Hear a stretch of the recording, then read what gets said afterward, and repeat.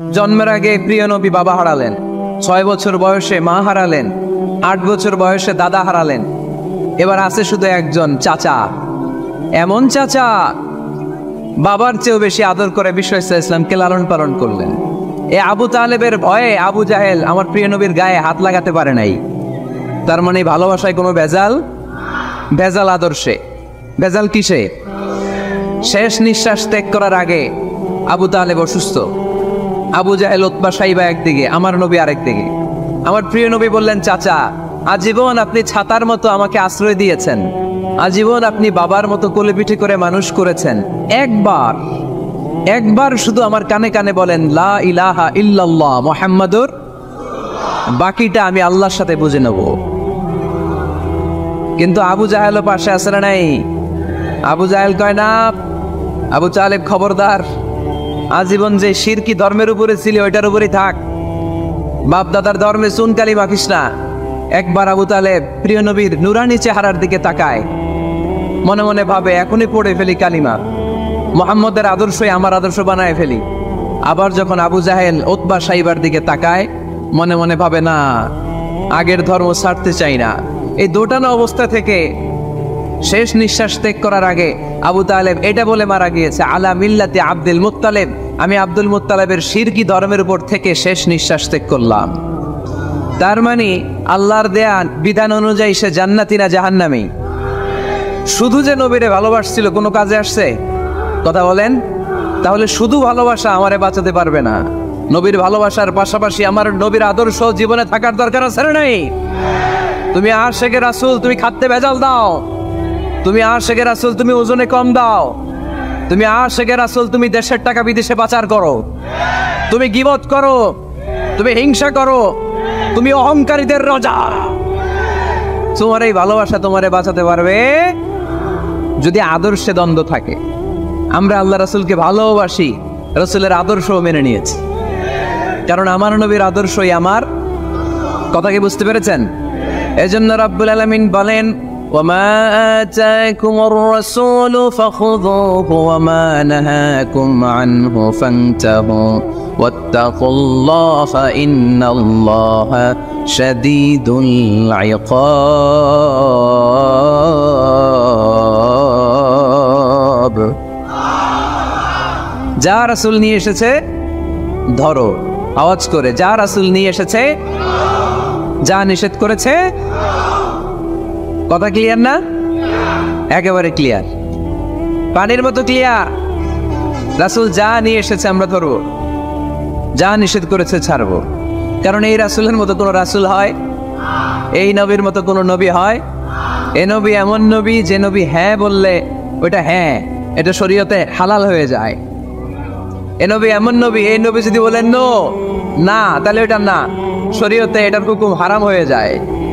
এ নবী এমন নবী যে নবী আঙ্গুল তুললে আকাশের চাঁদ ভেঙে 2 ভাগ হয়ে যায়। এ নবী এমন নবী যে নবী জমিন থেকে পা তুললে আল্লাহর আরশের দিকে মেরাজে চলে যায়। এজন্য এই নবী আমাদের মডেল। আমরা আর কাউরে মানতে চাই? আমরা আর কোনো আদর্শের দিকে তাকাতে চাই? আমার নবীর আদর্শই আমার।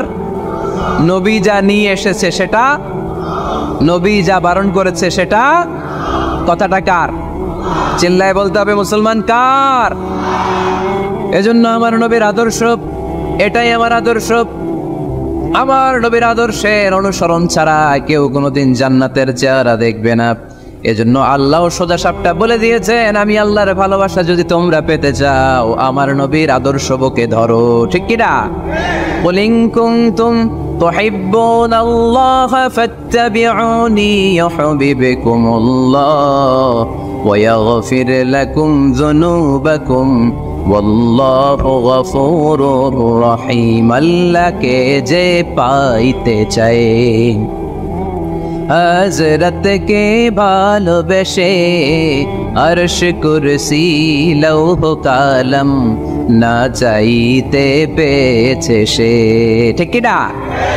রাসূল নামের রশি ধরে যেতে হবে আল্লাহর ঘরে। রাসূল নামের রশি ধরে যেতে হবে আল্লাহর দরে নদী তরঙ্গে যে পড়েছে ভাই দরিয়াতে সে আপনি মেশে হযরতের অনুসরণে আরশ কুরসি লৌহ কালম না চাইতে পেয়েছে সে। ঠিক কিনা?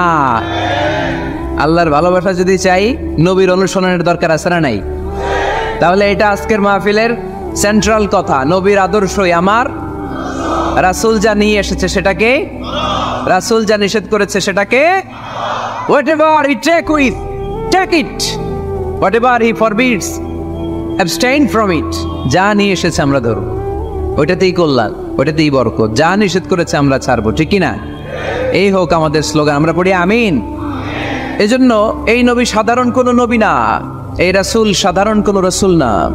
এজন্য এই রাসূলকে আমাদের জানতে হবে, এই রাসূলকে আমাদের চিনতে হবে। আমাদের জানার অনেক অভাব, বোঝার অনেক অভাব, জানার কোনো শেষ নাই। জাননেওয়ালার উপরও জাননেওয়ালা আছে, শেরের উপর সোয়া শের আছে। ঠিক কি না? এজন্য জানতে হবে। আসুন আমরা জানবো আজকে আমাদের প্রিয় নবীকে কোরআনের আলোকে। কিসের আলোকে? কেমন হবে ব্যাপারটা? ভালো হবে?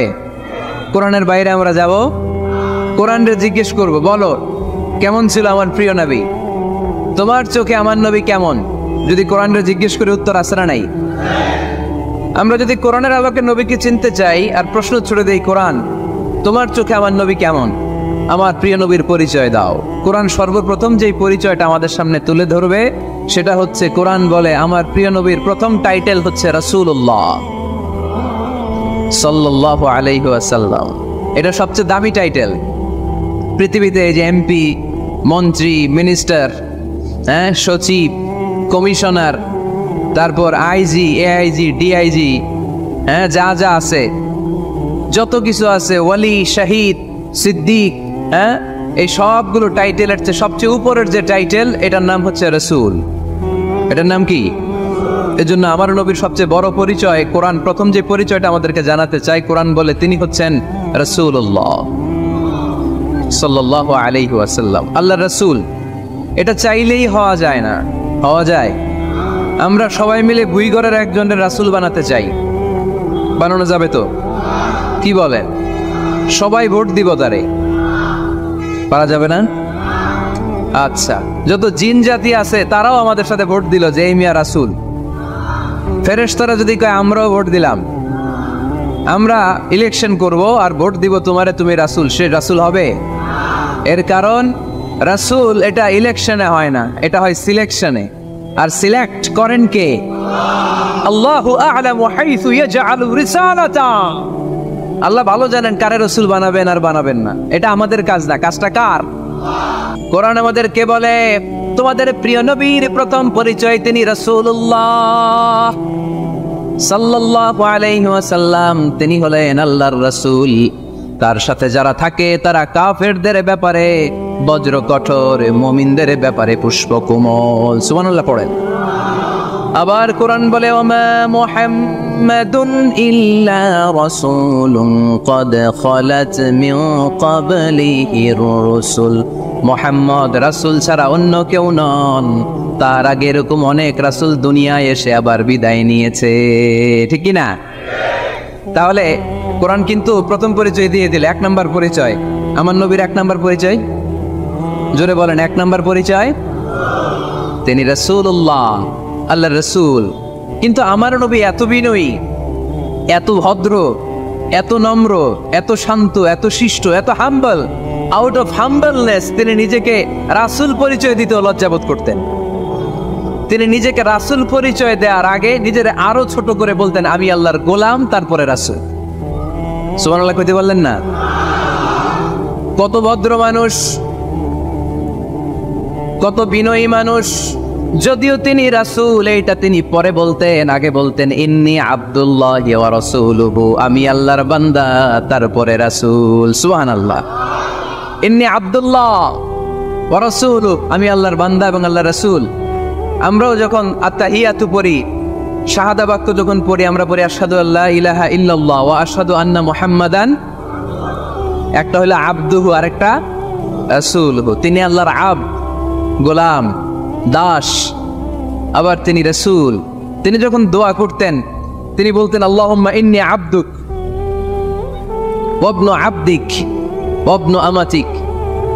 আল্লাহর কাছে দোয়া করতেন, কাঁদতেন আর বলতেন আল্লাহ আমি আপনার গোলাম, গোলামের ঘরের গোলাম, বান্দির ঘরের গোলাম। আমার বাবা আব্দুল্লাহ আপনার গোলাম, আমার মা আমিনা আপনার বান্দি, আমার 14 গোষ্ঠী আপনার গোলাম। নাসিয়াতি বিয়াদিক, আমার মাথার চুলের ছুটি আপনার হাতের মুঠোয়। আপনি ডানে টান দিলে আমি ডানে, আপনি বায়ে ছাকুনি মারলে আমি বায়ে। সুবহানাল্লাহ পড়বেন না? কি বিনয়ী রাসূল। তারপরে ওইটা সেকেন্ড পর্যায়ে বলতেন। আগে বলতেন ইন্নী আব্দুল্লাহ, আমি আল্লাহর গোলাম, ওয়া রাসূল, এবং আল্লাহর রাসূল। সুবহানাল্লাহ পড়েন। তাহলে কোরআন প্রথম যে পরিচয় আমার প্রিয় নবীর পরিচয়টা দিল সেটা হচ্ছে আমার নবী ছিলেন রাসূলুল্লাহ। আওয়াজ করে বলেন তিনি কি ছিলেন? মুহাম্মাদুন রাসূলুল্লাহ। এটা কোরআনের ভাষ্য। আমার সাথে সাথে বলেন মুহাম্মাদুন রাসূলুল্লাহ। মুহাম্মদ সাল্লাল্লাহু আলাইহি ওয়াসাল্লাম হচ্ছেন আল্লাহর রাসূল। তবে তার জীবনের দুইটা ডাইমেনশন। এক ডাইমেনশনে তিনি গোলাম, কার? আর এক ডাইমেনশনে তিনি রাসূল, কার? তাহলে আমার নবীর প্রথম পরিচয় ক্লিয়ার। এবার কোরআনকে যদি বলি, কোরআন বুঝলাম তিনি নবী, রাসূল, রাসূল তার প্রথম পরিচয়। এবার তার আর কোনো পরিচয় আছে কিনা বলো? কোরআন বলে আছে। তিনি শুধু রাসূল না, তিনি শেষ রাসূল। তিনি শুধু নবী না, তিনি শেষ নবী। He is the last messenger. আদম আলাইহিস সালাম থেকে আরম্ভ করে ঈসা আলাইহিস সালাম পর্যন্ত নবী আসার যে ধারাবাহিকতা, এই ধারাবাহিকতা আল্লাহ তাআলা বিশ্ব নবীর মাধ্যমে ক্লোজ করে দিয়েছেন। ওনার পরে আর কোন নবী আসবে? ওনার পরে আর কোন রাসূল আসবে? এজন্য কোরআন বলে মা কানা মুহাম্মাদুন আবা আহাদিম মির রিজালিকুম ওয়ালাকিন রাসূলুল্লাহি ওয়া খাতামান নাবিয়িন। খাতামান নাবিয়িন ইজ দ্য লাস্ট মেসেঞ্জার, শেষ নবী। তারপরে কোনো নবী নাই, তারপরে কোনো রাসূল নাই। এখন যদি কেউ দাবি করে আমি নবী, হ্যাঁ কি চলবে? খালি মাইর চলবে, আওয়াজ ছাড়া। মাইর হবে, আওয়াজ হবে। মুসাইলামাতুল কাজ্জাব দাবি করছিল আল্লাহ রাসূল সাল্লাল্লাহু আলাইহি ওয়াসাল্লামের জামানায়, এসে বলে মুহাম্মদ আর নবুয়া নিসফুন লি নিসফুন লাক, নবুয়তি অর্ধেক আমার, অর্ধেক তোমার, আমারটা আমারে বুঝায় দাও।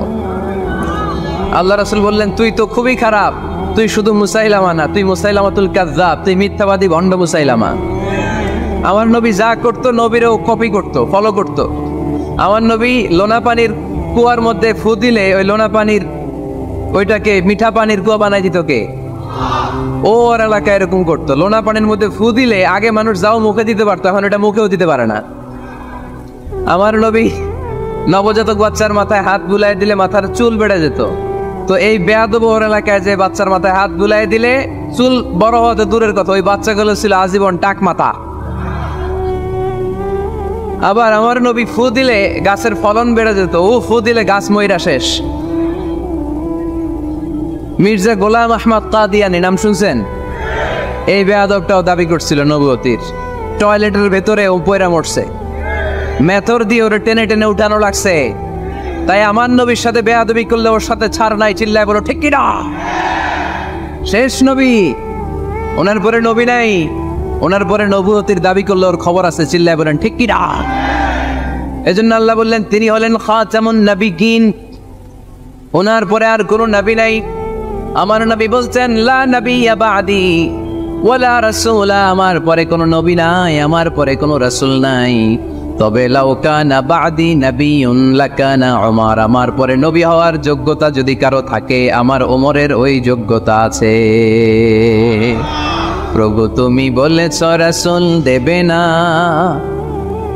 বলনি দেবে না ওমর, বলনি দেবে না হামজা তারিক, খালিদ বিজয় সমর। প্রভু তুমি বলেছ রাসূল দেবে না, বলনি দেবে না ওমর, বলনি দেবে না হামজা তারিক, খালিদ বিজয় সমর। প্রভু তুমি বলেছ রাসূল দেবে না, রাসূল দেবে না। এই কথাটা কার? আমার নবীর পরে আর কোন রাসূল তিনি দিবেন না, তিনি শেষ নবী, তিনি আখিরি নবী। সুবহানাল্লাহ পড়েন। আবার মুসলিম শরীফের বর্ণনায় বিশ্বনবী চমৎকার এক হাদিস বললেন, তিনি বললেন, মাসালি ওয়া মাসালুল আম্বিয়া মিন ক্বাবলি কামাসালি রাজুলিন বানা বাইতান। আমার দৃষ্টান্ত আর আমার আগের সব নবীদের দৃষ্টান্ত ওই ব্যক্তির মতো যেই ব্যক্তি একটি ঘর বানিয়েছে। কি বানিয়েছে? চমৎকার, চোখ ধাঁধানো সৌন্দর্য দিয়ে এক ঘর। এই ঘরের ভুল ধরার মতো কোনো ভুল নাই। এত ডিজাইন, এত ইন্টেরিয়র ডিজাইন করেছে, লোকজন যেই আসে দেখে বলে বাহ বাহ। দেখে কি বলে? বাহ বাহ, এত সুন্দর ঘর। পুরো ঘরে কোনো ভুল নাই, কোনো খুঁত নাই, একটা জায়গা ছাড়া। সেটা হচ্ছে ঘরের এক জায়গায় ইটের গাঁথুনি দিতে যে এক জায়গায় একটা ইট পড়ে নাই, ওই জায়গা দিয়ে ফাঁকা, শীতের ঠান্ডা বাতাস ঢুকে। সুবহানাল্লাহ কইতে পারলেন না? বিশ্বনবী বললেন, আমার দৃষ্টান্ত আর সব নবীদের দৃষ্টান্ত ওই ব্যক্তির ঘর বানানোর মতো। যে ব্যক্তি সুন্দর ঘর বানালো, তার ঘর যেই দেখে সে বাহবা বলে, কোনো ভুল নাই, কোনো খুঁত নাই, একটা জায়গা ছাড়া।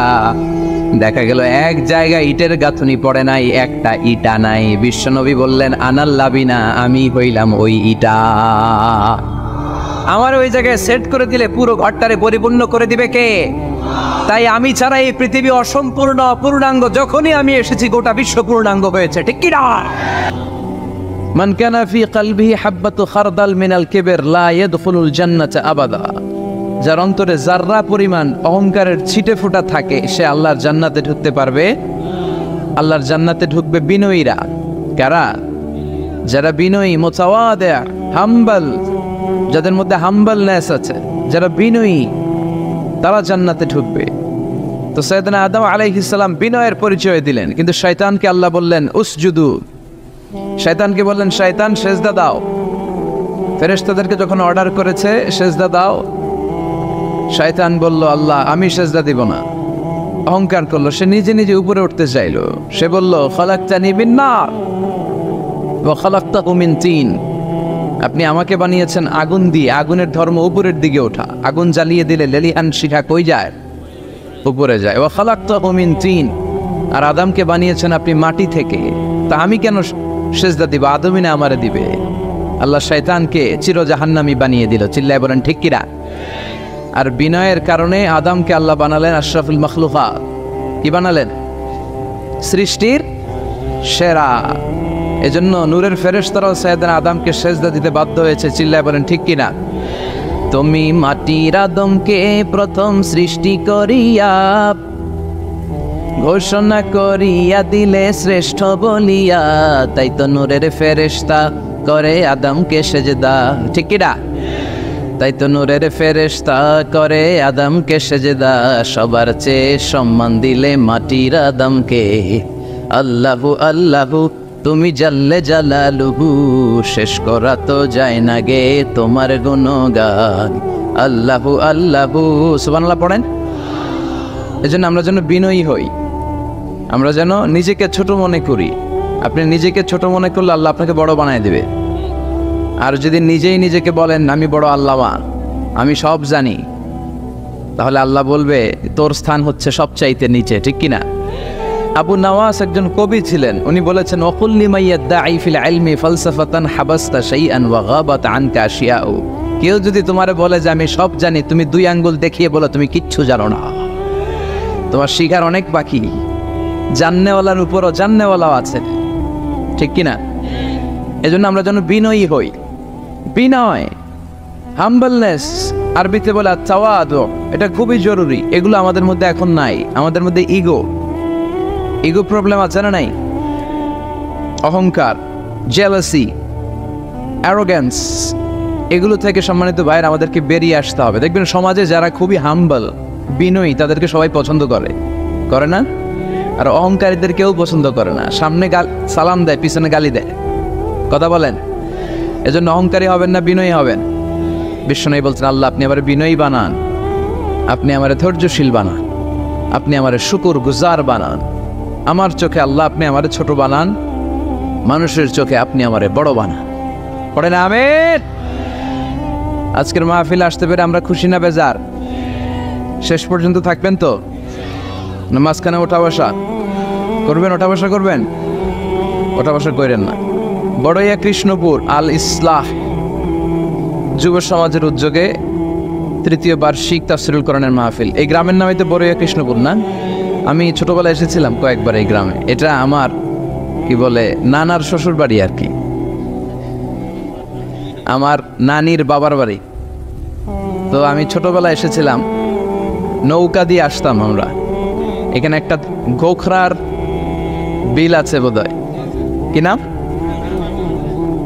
গোরগার জলা, গোরগার বিল। তো এখানে কি গোখরা সাপ পাওয়া যেত নাকি আগে? বিলটা অনেক বড় ছিল, এখানকার মাছ এসে আমরা খেতাম। সুন্দর একটা এলাকা ছিল। তো এখনো কি আছে জলাটা? বর্ষাকালে পানি হয়? আচ্ছা, পত্রিকা তো একবার একটা রিপোর্ট হয়েছিল গোখরার জলা নিয়ে। এটা বাংলাদেশের ওয়ান অফ দ্য বিগেস্ট জলা, অনেক বড় একটা জলা, অনেক পানি হয় বর্ষাকালে।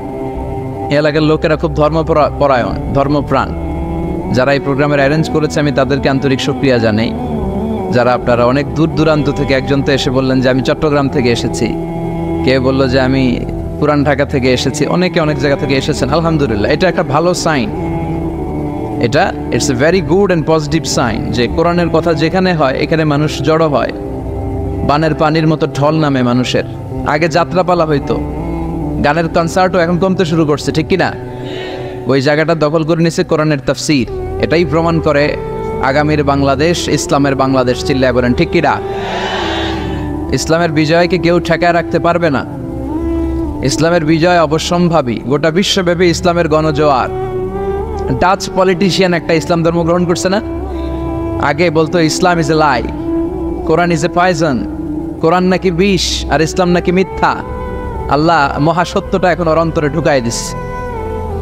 এরকম কত পলিটিশিয়ান, কত সিঙ্গার, কত ডান্সার, কত সেলিব্রিটি, কত ক্রিকেটার, কত প্লেয়ার, কত যুগশ্রেষ্ঠ মানুষ এরকম কালিমা পড়ে পড়ে মুসলমান হয়ে যাচ্ছে। সব নিউজগুলো আসে না, কারণ এই নিউজগুলো মিডিয়াতে কাভার হলে গোটা বিশ্বব্যাপী তোলপাড় শুরু হয়ে যাবে, ঠিক কিনা? ওরা ওই দিক দিয়ে আমাদের বিরুদ্ধে প্রচারণা চালায় যে ইসলাম মানে হচ্ছে জঙ্গিবাদ, ইসলাম মানে হচ্ছে সন্ত্রাসবাদ। এগুলো বলতে বলতে ইউরোপ আমেরিকার যে সাধারণ নাগরিক, ওদের কান ওরা ঝালাপাড়া করে ফেলছে। ইউরোপ আমেরিকার খ্রিস্টান নাগরিকরা ভাবলো ঘটনা কি, ইসলামের ব্যাপারে এত কথা কেন? What is Islam? এটা আবার কি? Let's check in Google.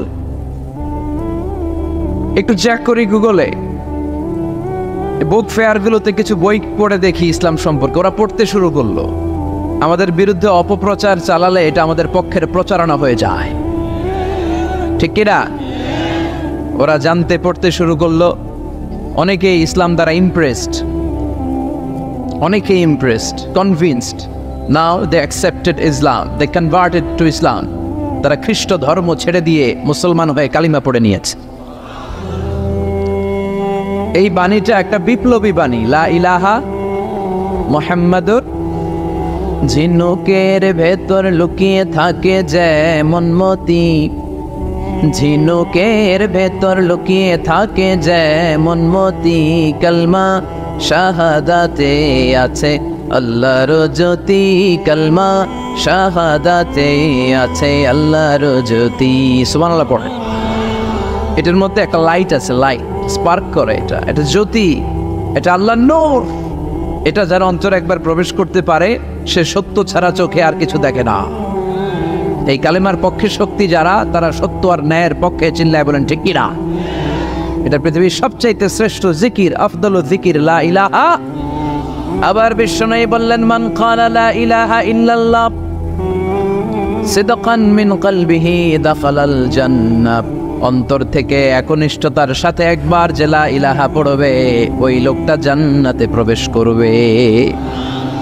তার অপকর্মের কারণে, তার পাপের কারণে হয়তো সে পানিশমেন্ট পাবে জাহান্নামে, কিন্তু ফাইনালি সব শেষে সে জান্নাতে ঢুকবে, ঠিক কিনা? সাহিহ ইবনে হিব্বান আর মুস্তাদরাকে হাকামের এক বর্ণনা, মুসা আলাইহিস সালাম আল্লাহকে প্রশ্ন করলেন, ইয়া আল্লাহ আল্লিমনি কালিমাতান আযকুরু বিহা ওয়া আদউ বিহা। আল্লাহ, আপনি আমারে একটা কালিমা শিখান, একটা জিকির শিখান, যে জিকিরটা দিয়ে শুধু আমি আপনার জিকির করব। এই জিকির কেউ জানবে না, শুধু জানবো আমি আর আপনি। সুবহানাল্লাহ পড়েন। আল্লাহ বললেন, ইয়া মুসা ইকরা লা ইলাহা ইল্লাল্লাহ। মুসা তুমি পড়ো লা ইলাহা। মুসা আলাইহিস সালাম বললেন, আল্লাহ বলছি এমন জিকির যেটা আমি আর আপনি ছাড়া কেউ জানবে না। লা ইলাহা এটা তো জাতীয় জিকির, এটা তো ইন্টারন্যাশনাল জিকির, এটা তো সবাই জানে। আমি তো চেয়েছিলাম এক্সক্লুসিভ একটা। আল্লাহ বললেন মুসা, লা ইলাহা ইল্লাল্লাহর চেয়ে শ্রেষ্ঠ জিকির আমার কাছে নাই। আমি আল্লাহর দেয়া সর্বশ্রেষ্ঠ জিকির হচ্ছে লা ইলাহা, লাউ তাদাউ লা ইলাহা ইল্লাল্লাহ ফি কাফা ওয়াস সামাওয়াতু ওয়াল আরদু ফি কাফা। ও মুসা, সাত আকাশ সাত জমিন যদি দাঁড়িপাল্লার এক পাল্লায় রেখে দাও আর লা ইলাহা আরেক পাল্লায় রেখে দাও, লা রাজাহাত কাফাতু লা ইলাহা ইল্লাল্লাহ, মুহূর্তেই লা ইলাহার পাল্লাটা ভারী হয়ে যাবে। এটা একটা বিপ্লবী বাণী, এটা ভিক্ষা করার বাণী নয়। জুমার নামাজের পরে একটা টাকা দিয়া যান, আমি গরিব ইনসান, আছে না নাই? আখিরাতে সওয়াব পাইবেন পাহাড়ের সমান। আর জিকির ধরে লা ইলাহা ইল্লাল্লাহ। অনেকে মনে করে এটা ভিক্ষা করার জিকির, কপাল পোড়া। আমরা ভিক্ষার সাথে এটাকে জুড়ে দিয়েছি। এটা একটা বিপ্লবী বাণী। এই বাণীর অর্থ, এটার ইম্পর্টেন্স, এটার সিগনিফিকেন্স আর তাৎপর্য যে বুঝে, সে আল্লাহ ছাড়া কারো সামনে মাথা নত করতে পারে না। চিল্লা এখন ঠিক কিনা? তাফসীর ফি জিলালিল কুরআনের রচয়িতা সৈয়দ কুতুব শাহিদ, নাম শুনছেন? গোটা বিশ্বব্যাপী তার নাম আর ডাক। তিনি ফি জিলালিল কুরআন লেখে গোটা বিশ্বের যুবকদের অন্তর কাঁপিয়ে দিয়েছিলেন। এই সমাজে তিনি জাহালাত দেখে এই জাহালাতের বিরুদ্ধে কলম ধরেছেন আর যুগশ্রেষ্ঠ তাফসীর রচনা করেছেন, তাফসীর ফি জিলালিল কুরআন। এটার অনেক ভাষায় ট্রান্সলেশন হয়েছে, বাংলায় পাওয়া যায়। খুব সম্ভব আল কোরআন একাডেমি লন্ডন এটা ট্রান্সলেট করেছে। তো উনি এই কালিমার পক্ষে থাকার কারণে, ইসলামী আন্দোলনের কারণে তৎকালীন প্রেসিডেন্ট জামাল আব্দুল নাসের ওনাকে ফাঁসি দেওয়ার আদেশ দিয়েছে, ফাঁসির কাস্টে ঝুলিয়ে মৃত্যুদণ্ডের অর্ডার করেছে। তো জেল কোডের নিয়ম অনুযায়ী যাদেরকে ফাঁসি দেওয়া হবে, হ্যাঙ্গিং করা হবে, হ্যাঙ্গিং করার ঘণ্টাখানিক আগে ওই কারা কর্তৃপক্ষ থেকে নিয়োগ দেয়া জেলখানার ইমাম সাহেব এসে তাদেরকে লা ইলাহা পড়ায়। কি পড়ায়? লা ইলাহা ইল্লাল্লাহ পড়া।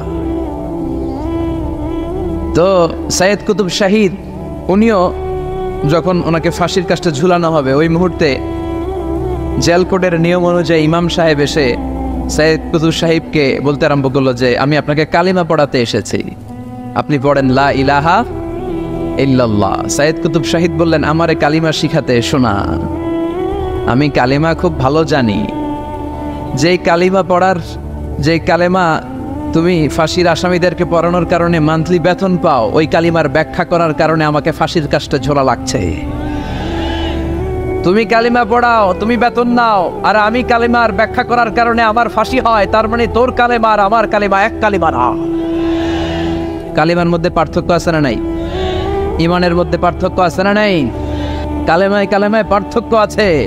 ওই কারা কর্তৃপক্ষের নিয়োগ করা ইমাম সাহেবের লা ইলাহা ইল্লাল্লাহ আর তাফসীর ফি জিলালিল কুরআনের রচয়িতা সৈয়দ কুতুব শাহিদের লা ইলাহা এক কালিমা নয়, এক লা ইলাহা নয়। চিল্লা এখন ঠিক কিনা? পার্থক্য আছে, আলাদা। এজন্য আসল লা ইলাহার অনুসারী হতে হবে। লা ইলাহার ধারক এবং বাহকরা হচ্ছে সত্য এবং ন্যায়ের পক্ষে। যত বিপদ আসে, যত আপদ আসে, যত ঝুঁকি আসে, পাহাড় সম ঝুঁকিকে ডিঙ্গিয়ে তারা লা ইলাহার কালেমার পতাকাকে উড়িয়ে দেয়। চিল্লায় বলেন ঠিক কিনা? এজন্য ইমানে পার্থক্য আছে। আমরা যেন আসল ইমানদার হতে পারি, আল্লাহ তৌফিক দাও। আরো জোরে পড়েন আমিন। আমরা সব সময় যেন আল্লাহর জিকির দিয়ে হৃদয়টাকে সিক্ত রাখতে পারি, তুমি তৌফিক দাও। বিশ্বনবী বলেছেন, লা ইয়াজালু লিসানুকা রাতবান মিন যিকরিল্লাহ, তোমার জিহ্বাটা যেন আল্লাহর জিকিরে সব সময় ভিজা থাকে। কি থাকে? সব সময় যেন পড়ি সুবহানাল্লাহ, আলহামদুলিল্লাহ, লা ইলাহা ইল্লাল্লাহ। সব সময় যেন আমরা পড়ি আল্লাহু আকবার। বিশ্বনবী বললেন, আহাব্বুল কালাম ইলাল্লাহি আরবাহ। খেয়াল রাখবেন, আল্লাহর কাছে সবচেয়ে প্রিয় কথা চারটা। কয়টা?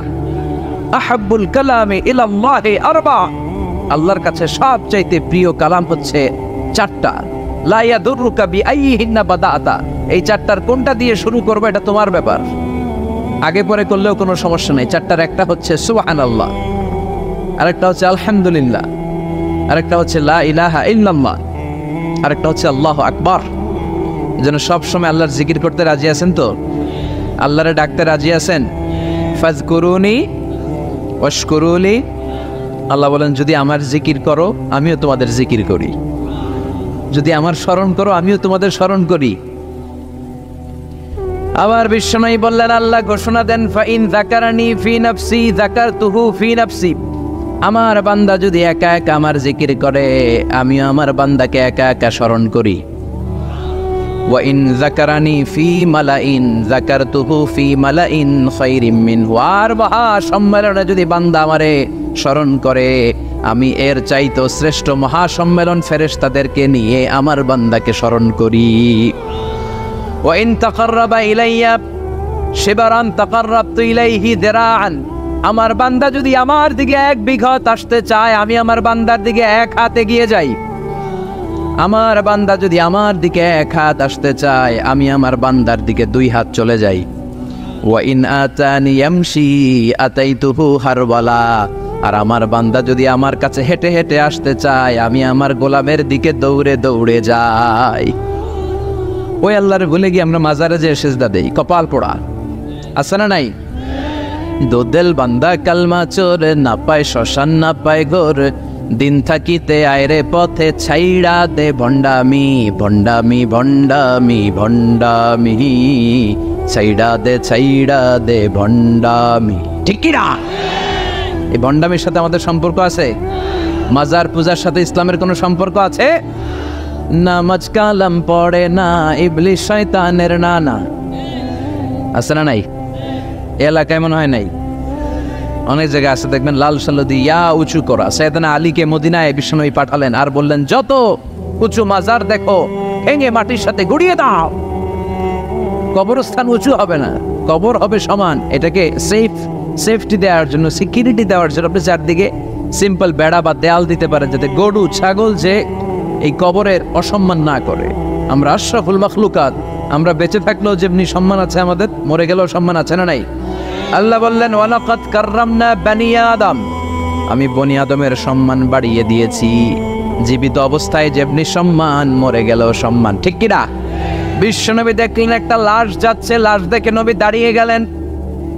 সাহাবারা বললেন, ইয়া রাসূলুল্লাহ ইন্নাহু ইয়াহুদি, এটা ইহুদির লাশ। দাঁড়ালেন কেন? বসেন। বিশ্বনবী বললেন, আওয়ালাইসাত নাফসান, এটা কি মানুষ না?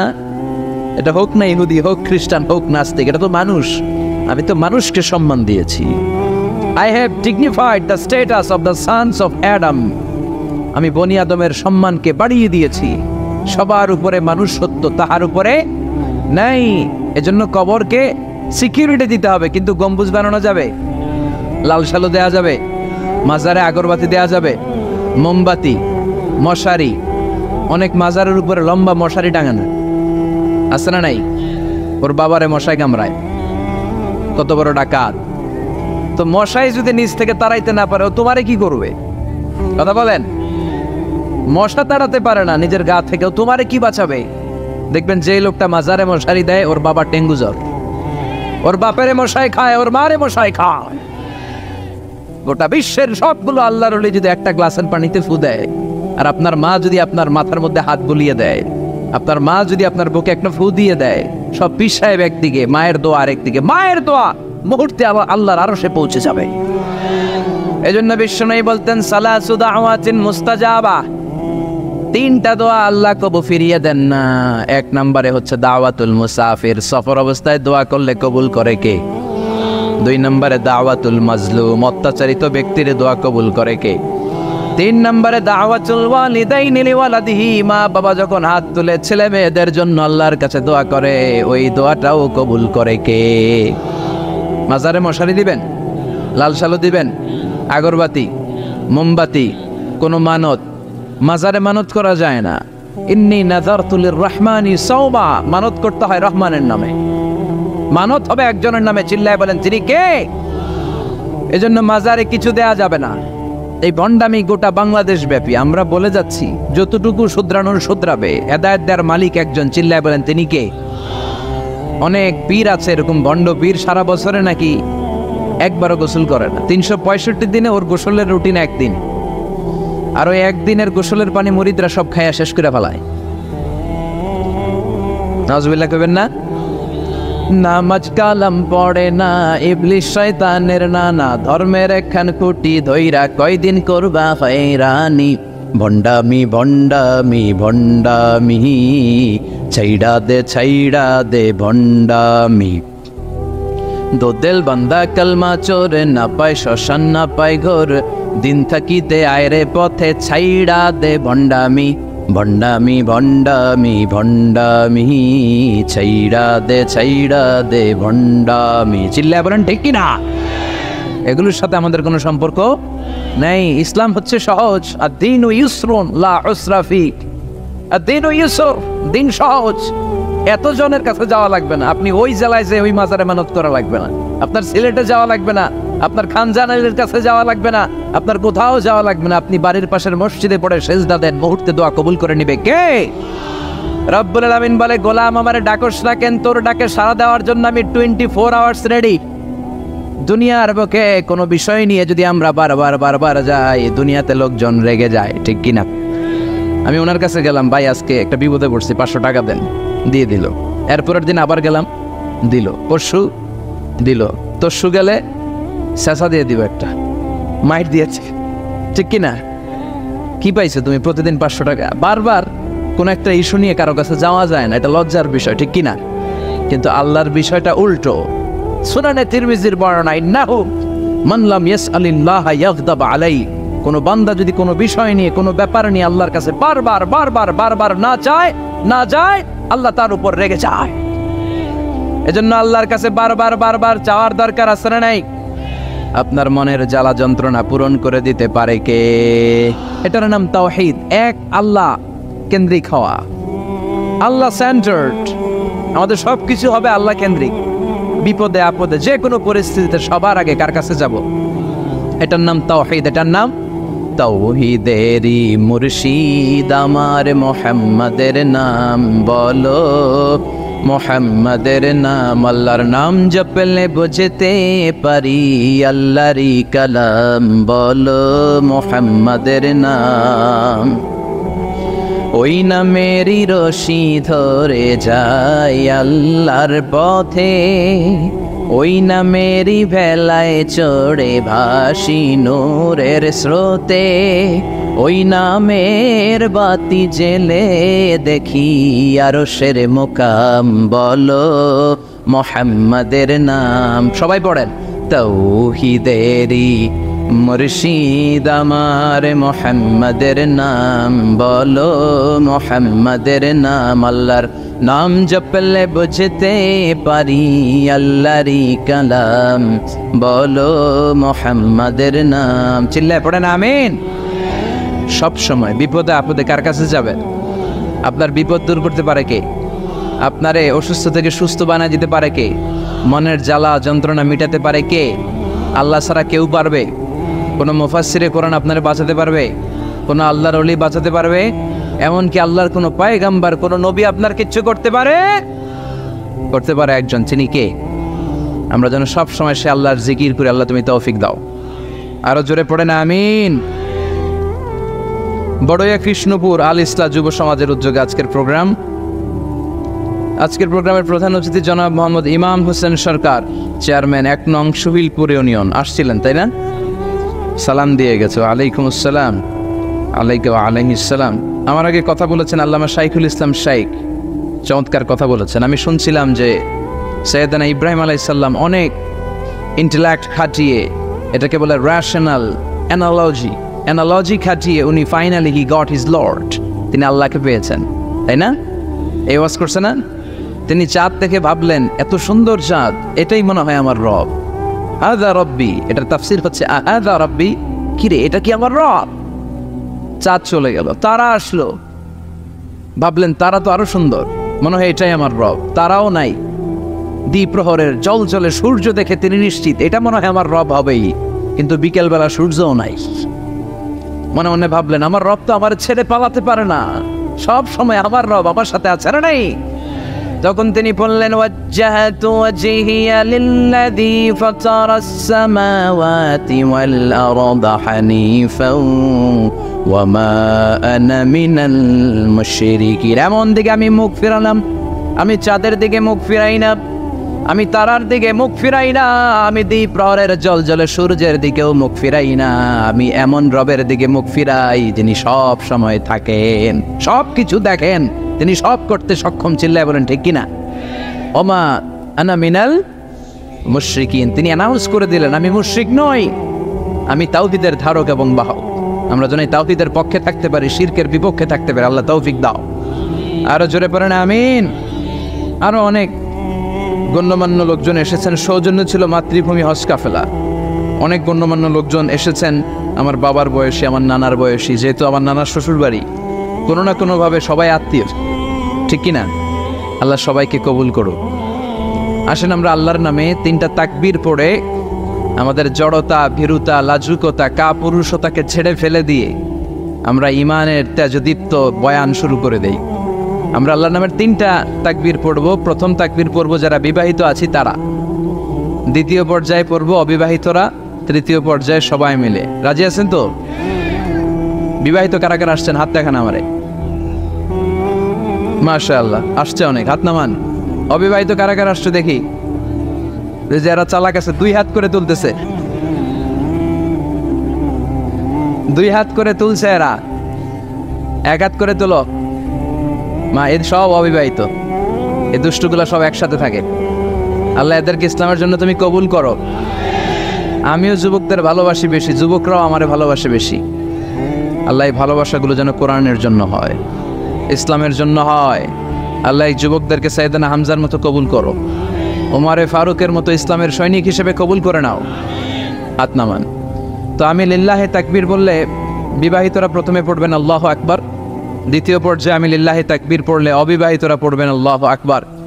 দেখি আমার নানার শ্বশুরবাড়ির এলাকার লোকদের কাদের গলায় জোর বেশি, বিবাহিতদের না অবিবাহিতদের? বড়ুয়া কৃষ্ণপুরে বিবাহিতদেরকে আঞ্চলিক ভাষায় আপনারা কি বলেন? বিয়াইতা। একই, অনেক জায়গায় বলে বিয়াতা।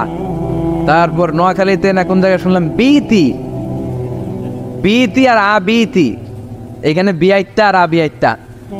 তো শুরুতে বিবাহিতরা তাকবীর পড়বেন, শুরুতে বিবাহিতরা রেডি হয়ে যান। আপনারা রেডি? আপনারা প্রথমে তাকবীর পড়েন, লিল্লাহে তাকবীর। মাশাআল্লাহ। এবার অবিবাহিতদের পালা।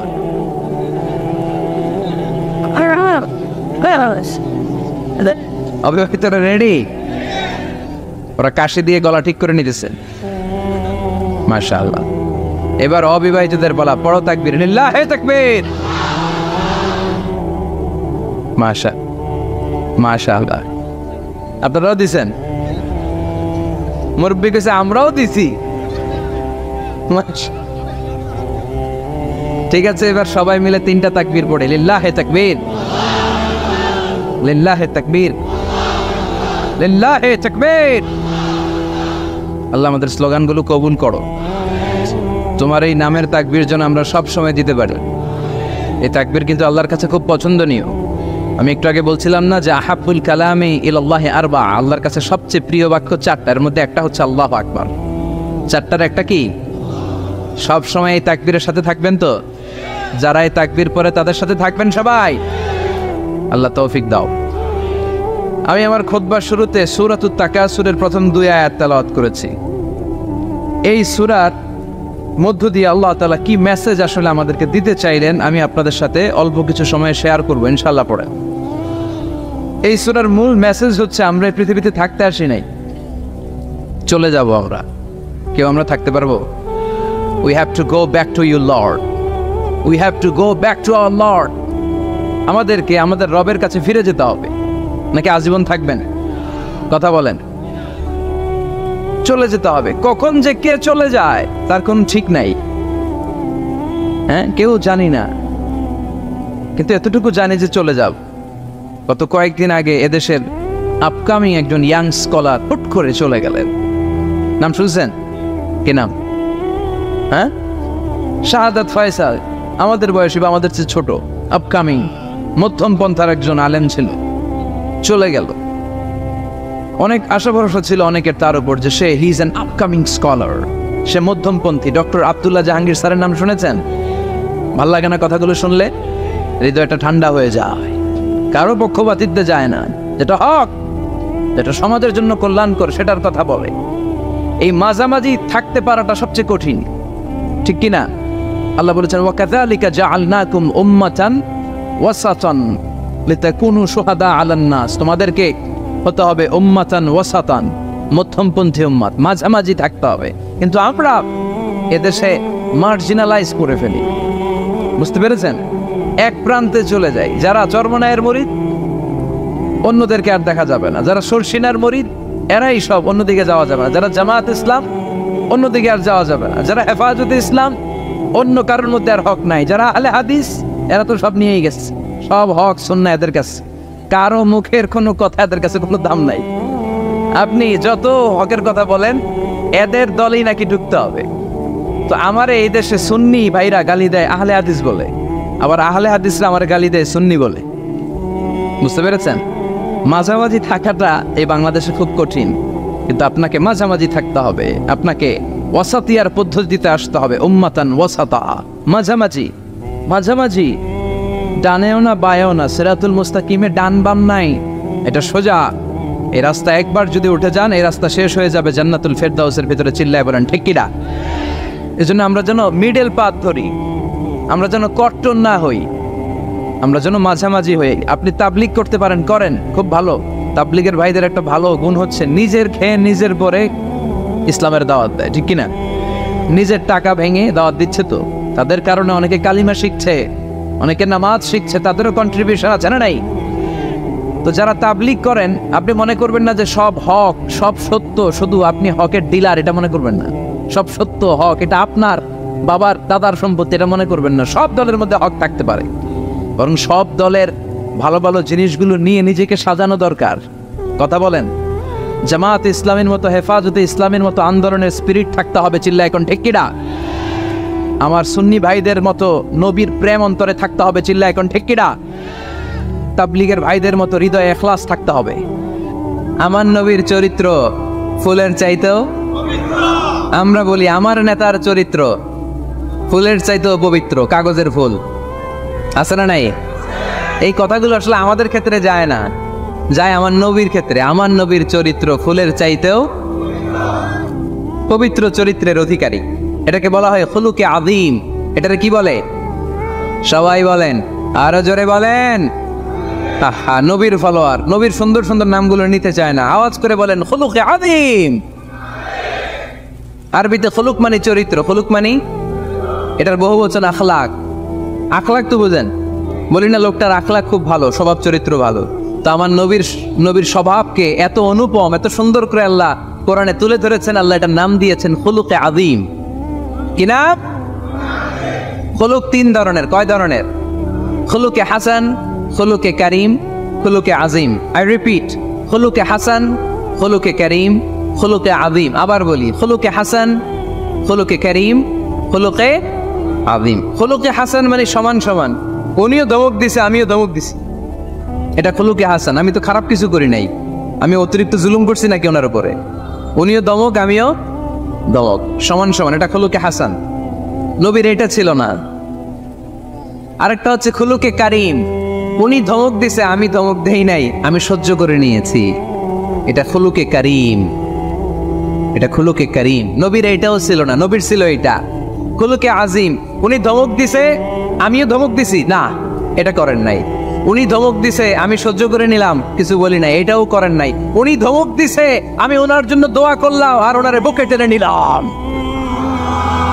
আমি ওনারে ভালোবাসতে শুরু করলাম, ওনারে কাছে টেনে নিলাম, ওনারে বুকে জড়িয়ে ধরলাম। সুবহানাল্লাহ পড়তে পারলেন না? এটারে কি বলে? আমার নবীরটা মনে হয় খুলুকে হাসান ছিল, খুলুকে কারিম ছিল। আমার নবীর চরিত্র কি ছিল? এজন্য আল্লাহ বললেন ওয়া ইন্নাকা লাআলা খুলুকিন আযীম। নবী হে, একটা অনুপম সুন্দর চরিত্র দিয়ে আমি আপনারে তৈরি করেছি। সুবহানাল্লাহ পড়েন।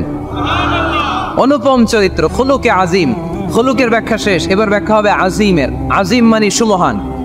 দুই ঘরের ভাইয়েরা, আযীম মানে, আওয়াজ করে বলো, আযীম মানে নবীর চরিত্র সুমহান চরিত্র। আযীম শব্দটা আল্লাহ কোরআনে যেন তেন জায়গায় ব্যবহার করে না।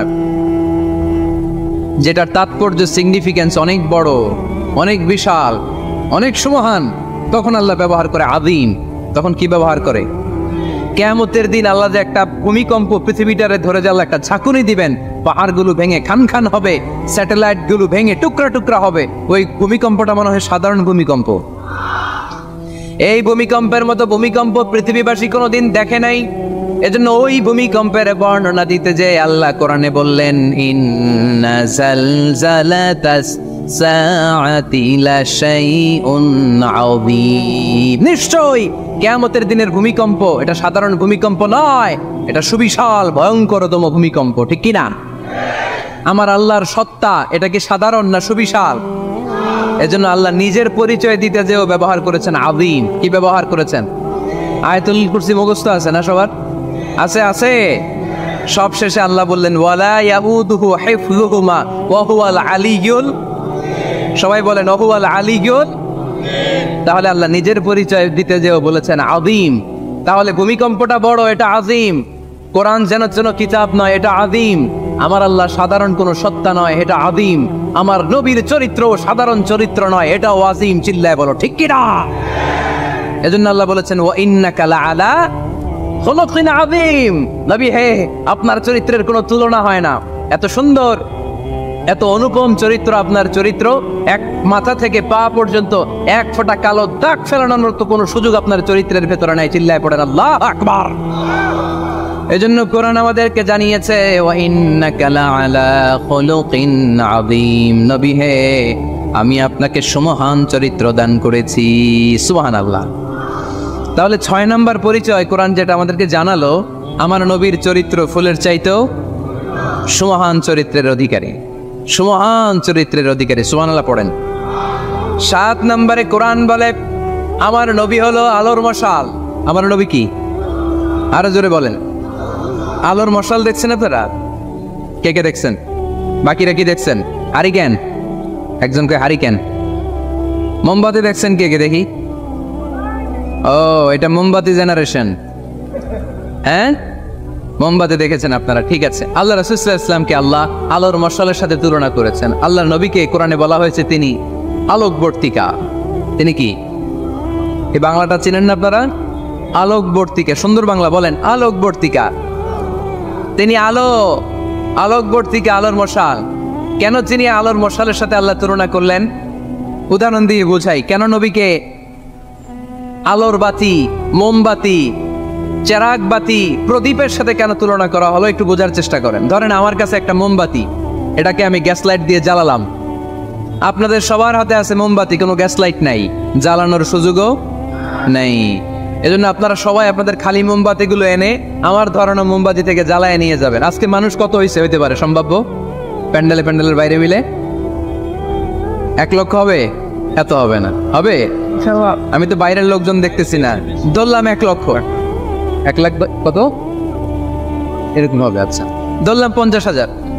আপনারা 50,000 লোক, 50,000 মোমবাতি, আগুন নাই। আমার হাতের মোমবাতি এটা জ্বালানো মোমবাতি।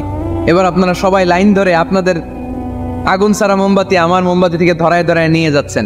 এতে আমার মোমবাতির আগুনের কমতি ঘটবে? বোঝে নাই বোধহয়, বই ঘরের ছেলেরা বোঝে নাই। আমার হাতে জ্বলন্ত মোমবাতি, আপনাদের হাতে নিভানো মোমবাতি।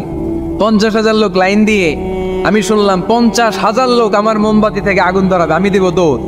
কারণ আমার আলো যদি শেষ হয়ে যায় এরকম মনে করবো নাকি? 50,000 কেন, 1 লক্ষ মোমবাতি নিয়ে এসে যদি আমার ধরানো মোমবাতি থেকে লোকজন আলো নিয়ে আলোকিত হয়, আমার মোমবাতির আলোর কিছু কমতি হবে না। চিল্লায় বলো ঠিক কি না? এজন্য আমার নবীকে আল্লাহ আলোকবর্তিকা বলেছেন। আমার নবীকে আল্লাহ আলোর মশালের সাথে তুলনা করেছেন, জ্বলন্ত প্রদীপের সাথে তুলনা করেছেন। আমার নবী এমন আলো, এমন নূর, আমার নবী এমন প্রদীপ, এই প্রদীপ থেকে সবাই এসে আলো নিয়ে যায়, আলোকিত হয়, কিন্তু আমার নবীর আলোর কোনো ঘাটতি হয় না। সুবহানাল্লাহ। এজন্য আল্লাহ বললেন ইয়া আইয়ুহান নাবিয়্যু ইন্না আরসালনাকা শাহিদান ওয়া মুবাশশিরান ওয়া নাযীরা ওয়া দাঈয়ান ইলাল্লাহি বিইذনিহি ওয়া সিরাজাম মুনীরা। সুবহানাল্লাহ। সিরাজাম মুনীরা, আমার নবীর পরিচয়, তিনি হচ্ছেন আলোকবর্তিকা। ফররুক আহমেদ একটা কবিতা লিখেছেন, কবিতার নাম সিরাজাম মুনিরা। কি নাম পড়ছেন আপনারা? এগুলো পড়বেন। তিনি হচ্ছেন আলোকবর্তিকা, তিনি এমন আলো, তার কাছ থেকে সবাই আলো নিলেও তার আলোর কমতি ঘটবে। সুবহানাল্লাহ পড়েন। নবীর 8 নাম্বার পরিচয়, কোরআন বলে আমার নবী ছিলেন নিষ্পাপ, কোনো পাপ নাই। আমার নবী ছিলেন নিষ্কলুষ, কোনো দাগ নাই। আমার নবী ছিলেন মাসুম, আমার নবীর জীবনে কোনো গুনাহ নাই। আওয়াজ করে বলেন ঠিক কিনা? তারপরেও আমার নবী বিনয়ের কারণে প্রতিদিন 70 বারেরও বেশি আল্লাহর কাছে তওবা করতেন। নবী যদি গুনাহ সারা করে 70 বার, আমরা গুনাহ নিয়ে তওবা করা দরকার কয়বার?